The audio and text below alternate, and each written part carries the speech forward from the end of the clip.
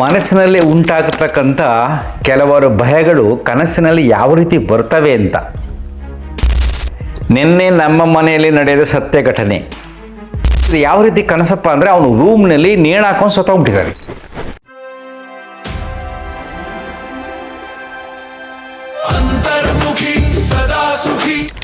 ನಮಸ್ಕಾರ ಸ್ನೇಹಿತರೆ,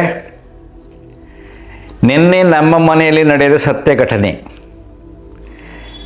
ಇದು ಮನಸ್ಸಿನಲ್ಲಿ ಉಂಟಾಗತಕ್ಕಂಥ ಕೆಲವರು ಭಯಗಳು ಕನಸಿನಲ್ಲಿ ಯಾವ ರೀತಿ ಬರ್ತವೆ ಅಂತ. ನಮ್ಮ ಅತ್ತೆಯವರಿದ್ದಾರೆ, ನಮ್ಮ ಧರ್ಮಪತ್ನಿಯವರ ತಾಯಿ. ಅವರಿಗೆ ಒಬ್ಬನೇ ಮಗನ ಮಗ. ಅವನ ಬಗ್ಗೆ ತುಂಬ ಕಾಳಜಿ. ಇದು ಸಾಫ್ಟ್ವೇರ್ ಇಂಜಿನಿಯರ್, ಅವನೇ ನಮ್ಮ ವಿಡಿಯೋಗಳನ್ನೆಲ್ಲ ಎಡಿಟ್ ಮಾಡೋದು. ಸೊ ಅವನು ರೀಸೆಂಟಾಗಿ ಏನು ಮಾಡಿದ್ದಾನೆ, ಒಂದು ಕಂಪ್ನಿಯಿಂದ ಇನ್ನೊಂದು ಕಂಪ್ನಿ ಶಿಫ್ಟ್ ಆಗಿದ್ದಾನೆ, ಬಿಡದಿ ಹತ್ರ ಕಂಪ್ನಿ.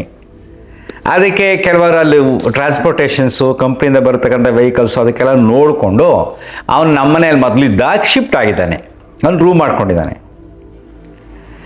ಸೊ ಇವ್ರಿಗೆ, ನಮ್ಮ ಅತ್ತೆಯವ್ರಿಗೆ ಬೆಳಗ್ಗೆ ಕನಸು ಬಿದ್ದಿದೆ. ಯಾವ ರೀತಿ ಕನಸಪ್ಪ ಅಂದರೆ, ಅವನು ರೂಮ್ನಲ್ಲಿ ನೇಣು ಹಾಕೊಂಡು ಸತ್ತೋಗ್ಬಿಟ್ಟಿದ್ದಾರೆ. ಅದನ್ನು ನಮ್ಮ ಮಿಸ್ಸಸ್ ಅವ್ರಿಗೆ ಹೇಳಿದ್ದಾರೆ ಗಾಬರಿಯಿಂದ. ಇವರು ಗಾಬರಿ ಆಗಿದ್ದಾರೆ, ಏನಾಗಿದೆ ಅಂತ. ಏನೋ ಬಿಡು, ಏನೋ ನೆನೆಸ್ಕೊಂಡಿದ್ದಾನೆ, ಏನೋ ಕನಸು ಬಿದ್ದಿದ್ದು ಸುಮ್ಮನೆ ಆಗ್ಬಿಟ್ಟಿದ್ದಾರೆ. ಸೊ ಭಾನುವಾರ ಬಂದಿದ್ದಾನೆ, ಅವ್ನು ರೂಮಲ್ಲಿ ಕೆಲವರ ಸೆಟಪ್ಗಳು ಮಾಡಬೇಕು, ಸಾಮಾನುಗಳು ತೊಗೋಬೇಕು. ಅಂಗಡಿಗೆ ಹೋಗಿದ್ದಾನೆ ನಮ್ಮ ಮಿಸಸ್ ಜೊತೆ. ಅಂಗಡಿಗೆ ಹೋಗ್ಬಿಟ್ಟು ಎಲ್ಲ ಸಾಮಾನು ತೊಗೊಳ್ಬೇಕಲ್ಲ, ಹಗ್ಗ ತೊಗೊಳಕ್ಕೆ ಹೋಗಿದ್ದಾನೆ. ಹಗ್ಗ ಯಾಕಪ್ಪ ಅಂದ್ರೆ ಬಟ್ಟೆ ಒಳಗಾಕಕ್ಕೆ.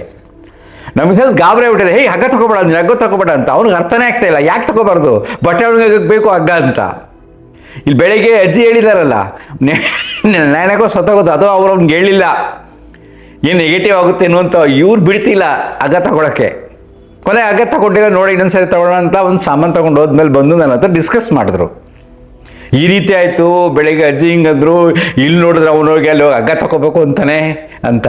ನಿಮಗೆ ಈ ಇನ್ಸಿಡೆಂಟ್ ತುಂಬ ತಮಾಷೆ ಕಂಡ್ರು ಕೂಡ, ಅಜ್ಜಿಯ ಮನಸ್ಸಿನಲ್ಲಿ ಮೊಮ್ಮಗನ ಮೇಲೆ ಯಾವ ರೀತಿ ಇರ್ತಾನೆ, ಒಂಟಿಯಾಗಿ ಅವ್ನು ರೂಮಲ್ಲಿ ಇರ್ತಾನೆ, ಅವ್ನಿಗೆ ಏನಾಗುತ್ತೋ ಅನ್ನತಕ್ಕಂಥ ಭಯ ಅವ್ರಿಗೆ ಈ ರೀತಿಯಾಗಿ ಕನಸಲ್ಲಿ ಬಂತು. ಅವ್ನಿಗೆ ಹೆಚ್ಚು ಕಡಿಮೆ ಆಗ್ಬಿಡುತ್ತೇನೋ, ಒಬ್ಬನೇ ಇರ್ತಾನೆ, ಅವ್ನು ನೋಡ್ಕೊಳ್ಳೋರು ಯಾರು, ಅವ್ನಿಗೆಲ್ಲ ಹುಷಾರಿಲ್ಲ, ನೋಡ್ಕೊಳ್ಳೋರು ಯಾರು, ಈ ರೀತಿ ಚಿಂತನೆ ಮಾಡಿದಾಗ ಈ ಭಯ ಈ ರೀತಿ ಅವರ ಮನಸ್ಸಿನಲ್ಲಿ ಬಂದಿದೆ. ಆ ಭಯ ಆ ಕನಸಿನ ರೀತಿಲಿ ಬಂದಿದೆ. ಆ ಕನಸು ನಮ್ಮ ಮಿಸಸ್ ಕೇಳಿದಾಗ ಅವ್ರಿಗೆ ಅದೇ ಟೈಮಿಗೆ ಕಾಕತಾಳೀಯವಾಗಿ ಮನೆಗೆ ಸಾಮಾನು ತಗೋಬೇಕಾದ್ರೆ ಅವನು ಹಗ್ಗ ಕೇಳಿದ್ದಾನೆ. It's totally coincidence. ಕೆಲವಾರು ಕಾಕತಾಳೀಯ ಘಟನೆಗಳು ಮನಸ್ಸಿನಲ್ಲಿ ಎಷ್ಟು ಆಘಾತ ಉಂಟು ಮಾಡ್ತದೆ ಅಂದರೆ, ನಮ್ಮ ಮಿಸಸ್ ಶಾಕ್ ಆಗಿಬಿಟ್ಟಿದೆ. ಏನಾಗ್ಬಿಡುತ್ತೋ, ಏನು ಕಥೆಯೋ ಅಂತ ನನ್ನ ಹತ್ರ ಬಂದು ಹೇಳಿದಾಗ, ನಾನು ಮೊದಲೇ ಕೌನ್ಸಿಲಿಂಗ್ ಮಾಡಿದ್ದೀನಿ. ಇದೆಲ್ಲ ಭಯದ ವಿಶ್ಲೇಷಣೆ ಅಂತೇಳಿ ಸಮಾಧಾನ ಮಾಡಿದ್ದೀನಿ. ಈಗ ನೀವು ತಿಳ್ಕೊಳ್ಳಿ, ಈ ಸತ್ಯ ಘಟನೆ ನೀವು ಅನಲೈಸ್ ಮಾಡ್ತಾ ಹೋದಾಗ ನಿಮ್ಮ ಜೀವನದಲ್ಲಿ ಕೂಡ ಎಷ್ಟೋ ಕನಸುಗಳು ಬಂದಾಗ ಕೆಲವಾರು ವಿಚಾರಗಳು ಏನು ಹೊರಗಡೆ ಕನಸು ರೂಪಲ್ಲಿ ಬಂದಿರುತ್ತೋ ಅದಕ್ಕಿಂತ ಹಿಂದ್ಗಡೆ ಬೇರೆ ಏನೋ ಇರುತ್ತೆ, ಸುಪ್ತ ಮನಸ್ಸಿನಲ್ಲಿರುತ್ತೆ. ಸುಪ್ತ ಮನಸ್ಸಿನಲ್ಲಿ ಅದು ಗುಪ್ತವಾಗಿ ಆ ಯೋಚನೆ ಇದ್ದಾಗ ಅದೇನು ಮಾಡುತ್ತೆ, ಮನಸ್ಸು ಹೊರಗಡೆ ಹಾಕಬೇಕು, ಅದನ್ನು ಕನಸಿನ ರೂಪದಲ್ಲಿ ಹಾಕುತ್ತೆ. ನಿಮ್ಮ ಜೀವನದಲ್ಲಿ ಬೀಳ್ತಕ್ಕಂಥ ಬೇಕಾದಷ್ಟು ಕನಸುಗಳನ್ನು ಸುಮ್ಮನೆ ಗಮನಿಸ್ತಾ ಹೋಗಬೇಕು, ಅಥವಾ ನೀವು ಪಟ್ಟಿ ಮಾಡ್ತಾ ಹೋಗಿ. ಒಂದೇ ದಿನಕ್ಕೆ ಆಗೋದಿಲ್ಲ. ನಿಮ್ಮ ಮನಸ್ಸು ತುಂಬ ಒತ್ತಡದಲ್ಲಿದ್ದಾಗ, ಕೋಪದಲ್ಲಿದ್ದಾಗ, ಮತ್ತು ತುಂಬ ಟೆನ್ಷನಲ್ಲಿದ್ದಾಗ ಏನಾಗುತ್ತೆ, ನಿಮಗೆ ಆ ಕನಸಿನ ಅರ್ಥ ಆಗೋದಿಲ್ಲ. ನೀವು ಕನಸಿನ ಬರಿತಾ ಹೋಗಿ ನೀವು ಸ್ವಲ್ಪ ನಿಧಾನ ಕುಳಿತುಕೊಂಡು ಧ್ಯಾನ ಮಾಡಿ ಮನಸ್ಸು ಶಾಂತವಾಗಿದ್ದಾಗ ಆ ಕನಸನ್ನು ಅನಲೈಸ್ ಮಾಡಿ. ಆಗ ನಿಮ್ಮ ಮನಸ್ಸಿನ ವರ್ತನೆ ಗೊತ್ತಾಗುತ್ತೆ. ನಿಮ್ಮ ಮನಸ್ಸು ಎಲ್ಲಿ ಒದ್ದಾಡ್ತಾ ಇದೆ, ನಿಮ್ಮ ಮನಸ್ಸಿನಲ್ಲಿ ಏನೇನು ಆಗ್ತಾ ಇದೆ ಅಂತ ನಿಮ್ಮ ಮನಸ್ಸನ್ನು ಓದುವ ಕಲೆ ನಿಮಗೆ ಕರಗತವಾದರೆ ಎಷ್ಟೋ ವಿಚಾರಗಳನ್ನು ಗೊತ್ತಾಗ್ಬಿಡುತ್ತೆ. ಕನಸಿಂದಲೇ ಎಷ್ಟೋ ವಿಚಾರಗಳು ತಿಳ್ಕೊಂಡ್ಬಿಡ್ತೀವಿ ನಾವು, ನನಗೆ ಯಾಕೆ ಹಿಂಗೆ ಆಗ್ತಾ ಇದೆ ಅಂತ. ಕೆಲವೊಂದು ಸಾರಿ ಸುಪ್ತ ಮನಸ್ಸು ಹೇಗೆ ವರ್ತನೆ ಮಾಡುತ್ತೆ ಅಂದರೆ, ನಿನಗೆ ನಾಳೆ ಆಗೋದು ಇವತ್ತೇ ಗೊತ್ತಾಗ್ಬಿಡುತ್ತೆ. ಅದರಲ್ಲಿ ಬಿಕಾಸ್ ಆಫ್ ಕ್ಯಾಲ್ಕುಲೇಷನ್ ಏನೇನಾಗುತ್ತೆ ಅಂತ ಮನಸ್ಸಲ್ಲೆಲ್ಲ ಕ್ಯಾಲ್ಕುಲೇಟ್ ಮಾಡಿದ್ರೆ ಅದನ್ನೆಲ್ಲ ಒಟ್ಟುಗೂಡಿಸಿ ತೋರಿಸ್ಬಿಡುತ್ತದು. ಅಂಥ ಅದ್ಭುತವಾದ ಶಕ್ತಿ ಈ ಮನಸ್ಸಿಗಿದೆ.